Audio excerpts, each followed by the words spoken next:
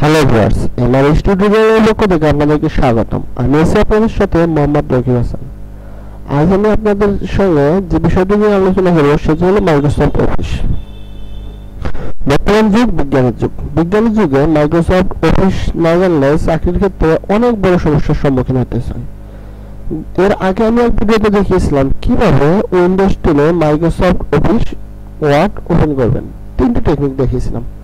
তো আজকে থেকে শুরু করব আমাদের মাইক্রোসফট অফিস ট্রেনিং অনলাইনে। তো আপনারা অবশ্যই আমার সঙ্গে থাকবেন এবং অবশ্যই আমার চ্যানেলটি সাবস্ক্রাইব করবেন এবং অবশ্যই চ্যানেলের পাশে থাকা বেল বাটনটিতে ক্লিক করে দিবেন নতুন নতুন সব ভিডিও আপলোড পাওয়ার জন্য। আমার এটি একটি টিউটোরিয়াল চ্যানেল। এই চ্যানেলে আপনারা সর্বদা পাবেন বিভিন্ন অনলাইন ইন্টারনেট টিউটোরিয়াল, মাইক্রোসফট অফিসের টিউটোরিয়াল, ওয়েব ডিজাইনের টিউটোরিয়াল, গ্রাফিক্স ডিজাইনের টিউটোরিয়াল, ফটোশপের টিউটোরিয়াল। এছাড়া কম্পিউটারের বিভিন্ন সময় বিভিন্ন ধরনের সমস্যার সম্মুখীন হতে হয় আমাদেরকে। এই সমস্যাগুলোর সম্মুখীন হওয়ার পর কীভাবে তার আমরা সমাধান করবো তার টিউটোরিয়াল।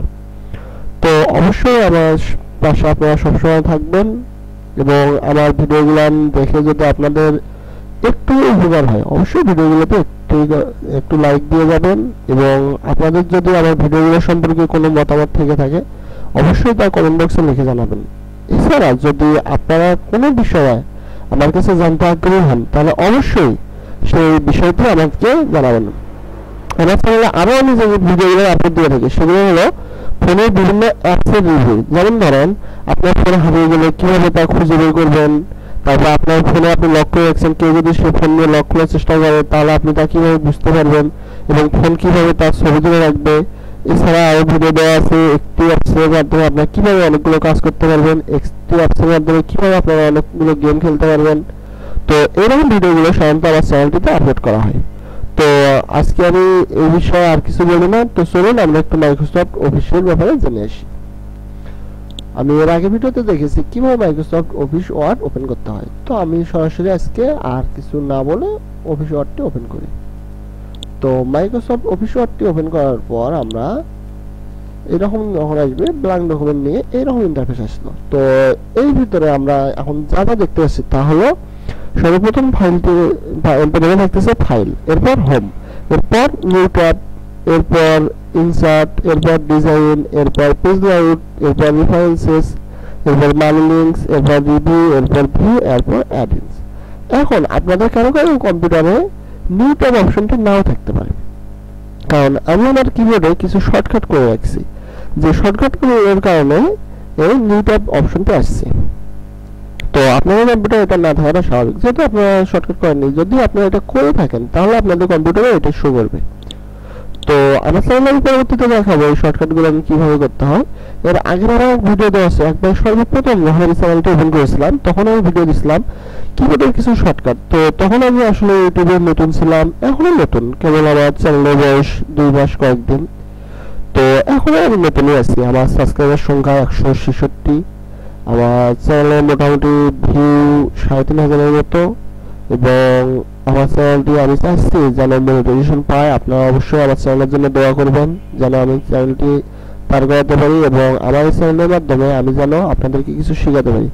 আমি একজন ট্রেনার, আমার নিজস্ব একটি কম্পিউটার ট্রেনিং সেন্টার আছে।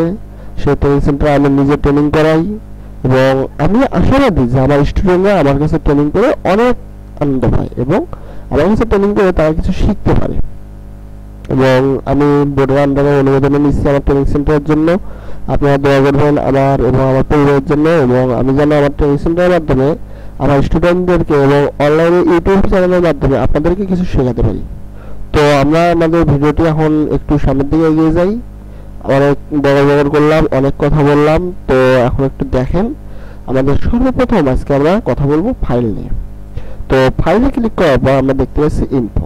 আচ্ছা, ইনফোটা হচ্ছে আমাদের ডকুমেন্টটার কি অবস্থা, মানে ডকুমেন্টটা আসলে কি কি গ্রহণ করতেছে, ডকুমেন্টের ভিতরে কি কি আছে, এইসব আমাদের ইনফোতে থাকে। এরপর যাই নিউ ক্লিক করলে আমাদের এইরকম ইন্টারফেস আসবে, মানে আমরা নিউ পেজ নেওয়ার জন্য যা খুশি নিতে পারি। এখন আপনারা যদি মাইক্রোসফট অফিস 2007 ব্যবহার করেন তাহলে আপনাদের এইরকম ইন্টারফেস আসবে না। এখন আপনাদের প্রশ্ন আসতে পারে যে আমি কত ব্যবহার করতেছি, আমি মাইক্রোসফট অফিস 2013 ব্যবহার করতেছি। আপনারা যদি কেউ 7 ব্যবহার করে থাকেন তাহলে 7 আসলে নিউ এরকম আসে না, নিউ নিলে সরাসরি আপনাদের এইরকম একটা পেজ চলে আসবে। সমস্যা নেই, আমি সেটাই বলে দিলাম। এরপর ওপেন। ওপেনের কাজ হলো আপনি কোথাও কোনো একটা ডকুমেন্টে কাজ করে রাখছেন। ধরুন আমি আমার কম্পিউটারে একটা ডকুমেন্টের কাজ এর আগে করে রাখছি। আমি আমার কম্পিউটারে গেলাম, ডেস্কটপে গেলাম, আমার এক ফ্রেন্ড নাম সানি, তো তাদের বাড়ির মানে নতুন তার বড় বোনের বাড়ি করতেছে, তো তার জন্য আমার এখানে আমার কাছ থেকে সে ডিট লিখে নিচ্ছে। তো আমি সেই ডিটটি ওপেন করতেছি। দেখেন এই যে আমার এটি ওপেন হয়ে গেল। তো এই হলো ওপেন। এরপর যাই সেভ।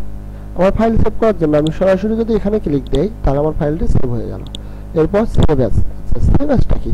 আমাদের ফাইলটি আগে এক জায়গায় একটা নামে সেভ আছে, আমি সেটাতে একটু কাস্টমাইজ করছি, মানে কোনো কোনো জায়গায় একটু পরিবর্তন করছি। পরিবর্তন করার পর সেই জায়গাগুলো এখন আমি নতুন একটা জায়গায় সেভ করে রাখতে চাইছি, মানে পরিবর্তন সহজে সেভ হয়। আগেরটা তো আমার সেভ আছে, আগে কারো কাজ করছে তার মাধ্যমে, এবং নতুন একজনের কাজ করছি তার মাধ্যমে আমার ফাইলটি আমি আবার সেভ করতে চাই।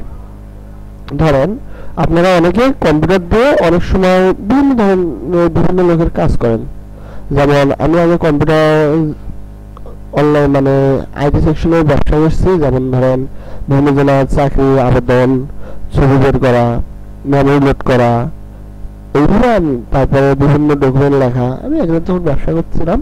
তো ধরেন আমার কাছে আরিফ নামে একজন আসছে, এসে তিনি তার সিভি বানিয়ে নিল। সিভি বানিয়ে নেওয়ার পর উনি তো প্রিন্ট দিয়ে চলে গেল বা ইমেল করে চলে গেল। এরপর রহিম নামে আবার একজন আমার কাছে আসলো।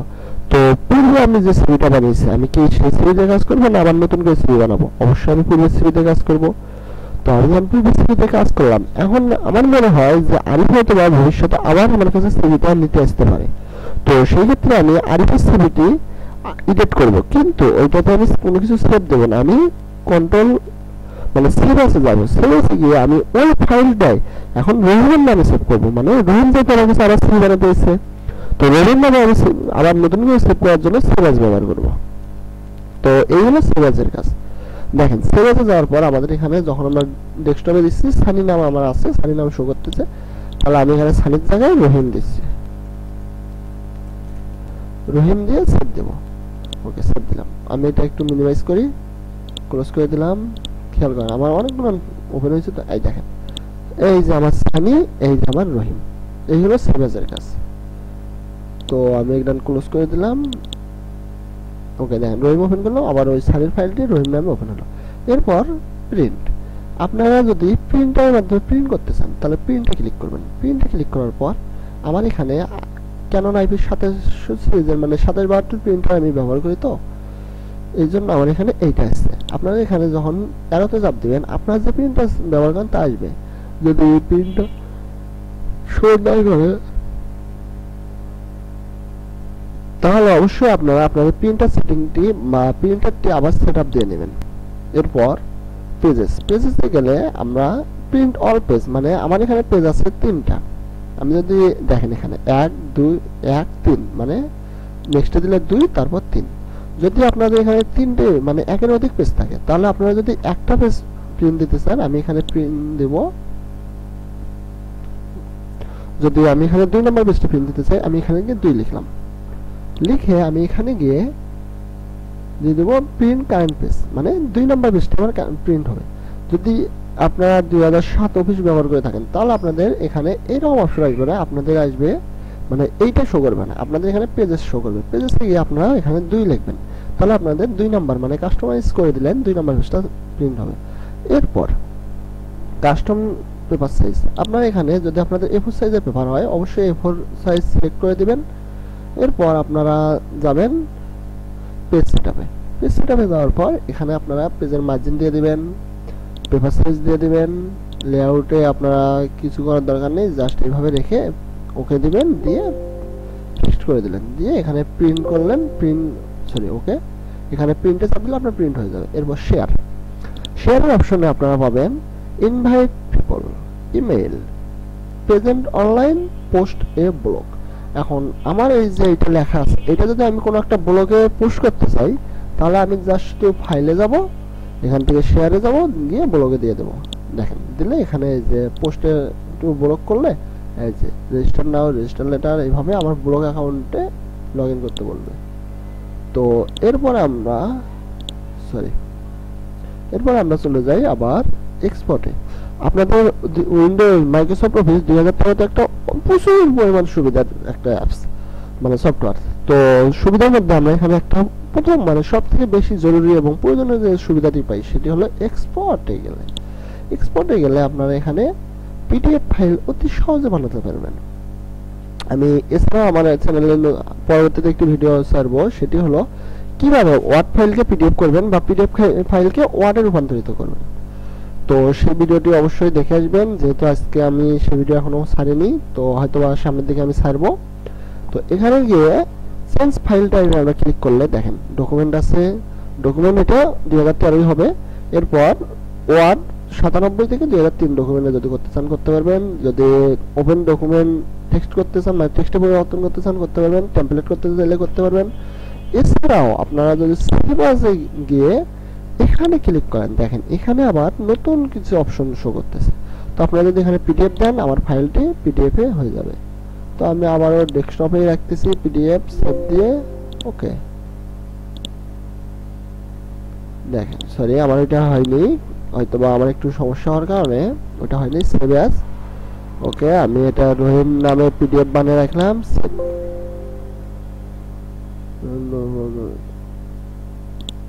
ওকে, এই যে রহিম নামে পিডিএফ, সরি আমি ওপেন করলাম।